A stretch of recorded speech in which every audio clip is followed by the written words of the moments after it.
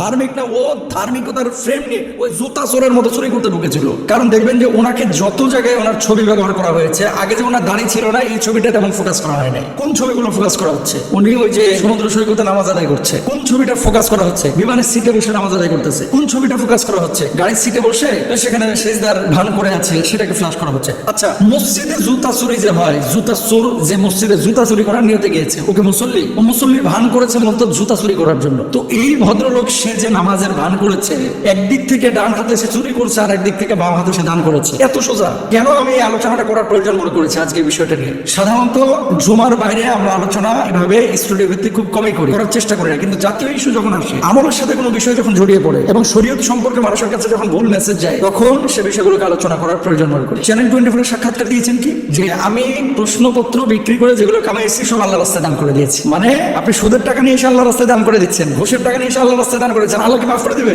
এত সোজা না মুরব্বি, এত সোজা না ইসলাম। কুরআনুল কারীম আল্লাহ সুবহানাহু ওয়া তাআলা কি বলছেন খেয়াল করেন। আল্লাহ সুবহানাহু ওয়া তাআলা সূরা বাকারার 168 নম্বর আয়াতের মধ্যে বলছেন, ইয়া আইয়ুহান নাস কুলু মিম্মা ফিল আরদি হালালান তাইয়্যিবা ওয়া লা তাত্তাবিউ খুতুওয়াতিশ শায়াতিন ইন্নাহু লাকুম আদুউম মুবিন। আল্লাহ সুবহানাহু ওয়া তাআলা স্পষ্ট করে বললেন, পৃথিবীতে হালাল এবং পবিত্র বস্তু তোমরা ভক্ষণ করো, শয়তানের পদাঙ্ক অনুসরণ করো না। তার মানে খাইতে হবে আপনাকে হালাল। 2 নম্বর আসেন, ফাকুলু মিম্মা রাযাকাকুমুল্লাহু হালালান তাইয়্যিবা ওয়াশকুরু নি'মাতাল্লাহি ইন কুনতুম ইয়্যাহু তা'বুদুন। এটা সূরা নাহলের 114 নম্বর আয়াত। আল্লাহ তাআলা কি বলছেন? তোমাদেরকে হালাল ও পবিত্র যা দিয়েছেন তা হতে আহার করো এবং আল্লাহর নিয়ামতের জন্য কৃতজ্ঞতা স্বীকার করো। আচ্ছা, উনি ঘুষ নিয়েছেন, উনি প্রশ্নপত্র ফাঁস করেছেন, কয়টা অপরাধ করেছেন দেখেন। আরে এক আবেদ আলী সেনা ধরা খেয়েছে, এরকম প্রত্যেকটা মসজিদে 2-1 কেউ চিকন কেউ মোটা আবেদ আলী পাবেন আপনারা, যেগুলো ধরা পড়ে না, ধরা ছোঁয়ার বাইরে। মসজিদে এরকম একটা টেন্ডেন্সি আমাদের বাংলাদেশের মানুষের আছে। এই জন্য নবীজি বলেছেন যে কিয়ামতের আগে মসজিদে মুসল্লি বাড়বে কিন্তু প্রকৃত ইমানদারের সংখ্যা কমে যাবে। আজকের জামানায় অনেক মানুষ আছে হারাম খায়, ঘুষ নেয়, সুদের সাথে জড়িত, সামনের কাতারে নামাজ পড়তেছে। এর মানে কি নামাজের দোষ? নাউজুবিল্লাহ। এর মানে কি ধার্মিকতার দোষ? না, নাউজুবিল্লাহ। এর মানে দোষ হচ্ছে ওই ব্যক্তির ও মূলত ধর্মীয় ফ্রেমের মধ্যে ঢোকে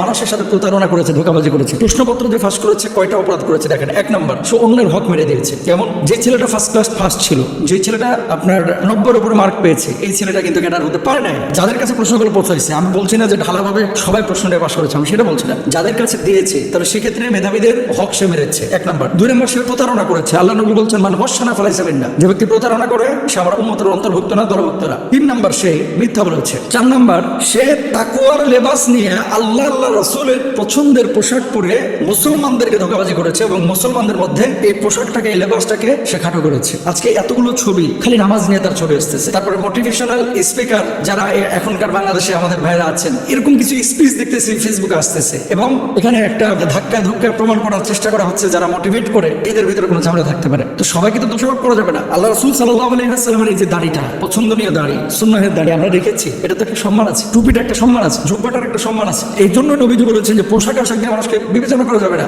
মানুষকে বিবেচনা করতে হবে তাকওয়ার ভিত্তিতে। রাসূলকে জিজ্ঞেস করা হলো, ওগো নবীজি, মা মানাত তাকওয়া, তাকওয়াটা কি? আল্লাহ নবী জবাব দিয়েছিলেন, আত-তাকওয়া হাউনা, তাকওয়ার জায়গা হচ্ছে অন্তর। আপনারা ফেসবুকে যারা ওনার ছবি পেশ করতেছেন, আপনাদের কাছে আমার একটা রিকোয়েস্ট, প্লিজ ওনার নামাজের ছবিটা আপনারা পেশ করেন না। এখানে নামাজকে খাটো করা হচ্ছে, ওনার ধার্মিকতাটাকে আপনারা পেশ করেন না। ও ধার্মিক না, ও ধার্মিকতার ফ্রেম নিয়ে ওই জুতা চোরের মতো চুরি করতে ঢুকেছিল। নামাজকে, সুন্নাহের পোশাককে খাটো করার কোনো সুযোগ নেই।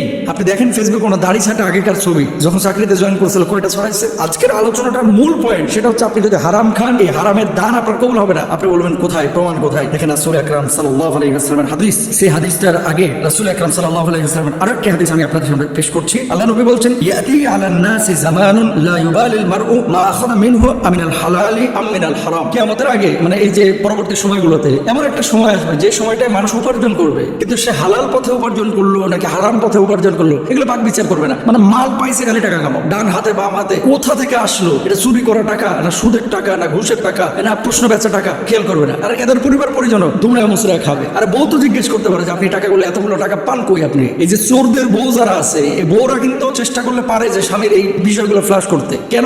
আপনার জামাইয়ের বেতন 60,000 টাকা, কিন্তু 6 কোটি টাকা দামের বিল্ডিং কিভাবে করতেছে আপনি জিজ্ঞেস করতে পারেন না? এটা তো আপনার অধিকার আছে। সন্তানগুলোকে জিজ্ঞেস করতে পারেন, আব্বু তুমি চাকরি করো ড্রাইভারের, তুমি চাকরি করো অমুক অফিসের একজন পিওনের, তুমি এত টাকা কিভাবে পাও? তো সন্তান সন্ততি যদি বাড়িতে প্রতিরোধ গড়ে তুলতো, দুর্গ গড়ে তুলতো, তাহলে এই সুযোগগুলো তারা পাইতো না। তার মানে কি, যারা এই সুযোগগুলো দিয়েছে তারাও কিন্তু অপরাধী। আচ্ছা, রাসূল আকরাম সাল্লাল্লাহু আলাইহি ওয়াসাল্লাম বলেছেন যে মানুষ মানে বিচার বিশ্লেষণ করবে না, ডান দিক থেকে বাম দিক থেকে কামনা শুরু করবে, হালাল নাকি হারাম এগুলো কোনো চিন্তাই করবে না। এরপরে নবীজি বলেছিলেন যে এমন এক ব্যক্তি, সে কি বলতেছে, ইয়া রব ইয়া রব, আল্লাহ রাসূল সাল্লাল্লাহু আলাইহি ওয়াসাল্লাম বলছে এক ব্যক্তি মুসাফির, সে সফররত অবস্থায় ধুলোয় ধূসরিত তার পুরো শরীর, আল্লাহর কাছে দোয়া করছে, আল্লাহ আল্লাহ আপনি এটা কবুল করেন, সেটা কবুল করেন।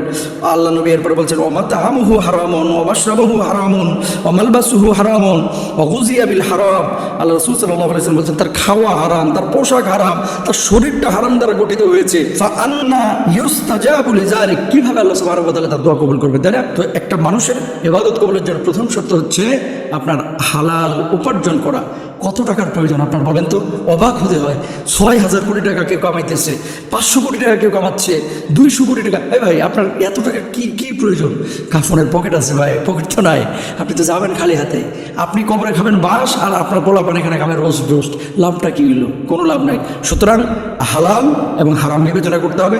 আবেদ আলী কি করলো, অমুক চোর কি করলো, তমুক ড্রাইভার কি করলো, ও দেখার টাইম নাই। আর আমরা চেষ্টা করবো ইনশাআল্লাহ তাআলা ইসলামী যে লেবাসগুলোর পরে মানুষ অপরাধ করে, অপরাধটাকে ঘৃণা করবেন। ওর ধার্মিকতাটাকে আপনারা মানে সে যে এই যে ধার্মিকতার ফ্রেমটাকে ব্যবহার করেছে, এটার কিন্তু কোনো দোষ নাই, এটা আমার নবীর পোশাক। আল্লাহ তাআলা আমাদেরকে বোঝার তৌফিক দান করুন।